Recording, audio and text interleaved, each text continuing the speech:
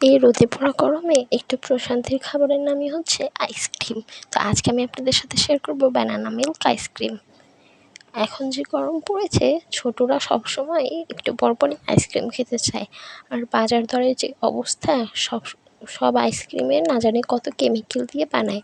তো ঘরে বসে আপনারা বানিয়ে ফেলুন এরকম মজাদার আইসক্রিম। তো চলুন শুরু করা যাক। এটা বানাতে খুবই অল্প কিছু জিনিস লাগবে।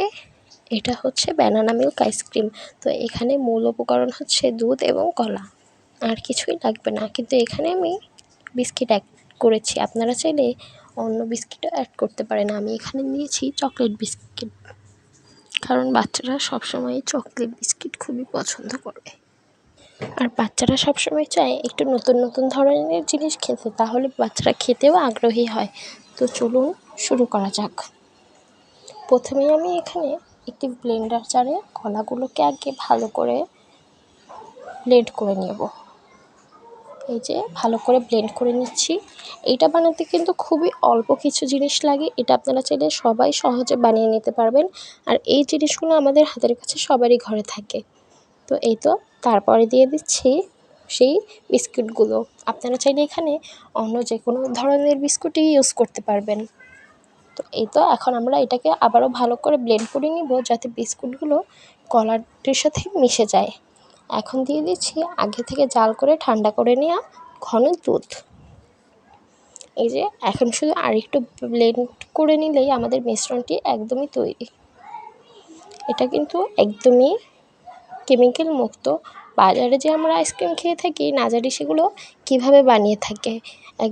এটা একদমই হাইজিন মেনটেন করে বানানো। বাচ্চারাও একদম নতুন ফ্লেভারের একটি আইসক্রিম খুবই পছন্দ করবে। তো এই তো এখন আমরা একটি মোল্ডের ভিতরে, আইসক্রিমের মোল্ডের ভিতরে এই মিশ্রণটিকে ঢেলে নেব।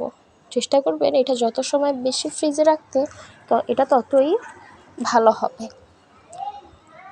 তো আমার ভিডিওগুলো যদি আপনাদের ভালো লাগে তো অবশ্যই লাইক, ফলো, কমেন্ট করবেন। এবং আপনারা যদি ইউটিউব থেকে দেখে থাকেন তো অবশ্যই সাবস্ক্রাইব করতে ভুলবেন না। তো এই তো আমার ঢালা শেষ। এখন আমি আইসক্রিমগুলোর ঢাকনা লাগিয়ে দিব। এগুলো কিন্তু খুবই মজা হয়েছিল। বানানোর পর তো আমার ভাই সবই একাই খেয়ে ফেলেছে, আমাকে তো একটিও দিতে চায়নি, কারণ এগুলো খুবই মজা হয়েছে, একদমই ভিন্ন ফ্লেভার। আর বাচ্চারা তো এগুলো নতুন নতুন জিনিস একটু পছন্দ করেই। তো এই তো এখন আমি এটাকে ফ্রিজে রেখে দিব। এটা আমরা সন্ধ্যার দিকে বানিয়ে পরের দিন দুপুর টাইমে খেয়েছিলাম। 7 থেকে 8 ঘন্টা 8 থেকে 10 ঘন্টা রেখেছি ফ্রিজে।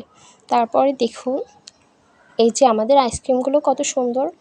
আর দেখুন অবস্থা, গরমে আইসক্রিমগুলো 2 মিনিটের ভিতরেই এতটা গলে গেছে। তার মানে বুঝতেই পারছেন যে এখন কতটা গরম পড়েছে।